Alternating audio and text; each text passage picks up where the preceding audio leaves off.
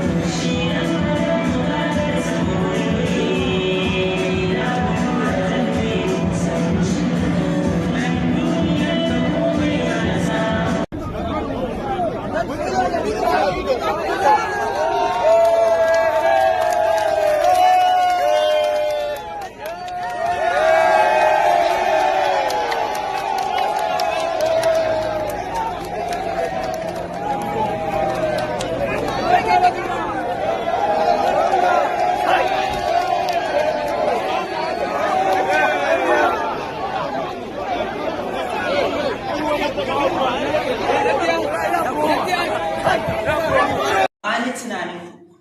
ko gaba zan nemi wani matsayi a cikin al'umma face gudunmawar da na saba bayarwa zan ci gaba da bayar da ita da baki da ƙarfina da jikina daidai da akan al'umma musamman matasa. Hakika abin da zan ja hankalin matasa shine mu tashi mu zaburar da kanmu mu zage damtse mu san matsayinmu domin da yawa abubuwa suna canjawa. Akwai wata karin magana da ake cewa wai abin da babba ya hango yaro ko ya hau menene dutsen da alaba zai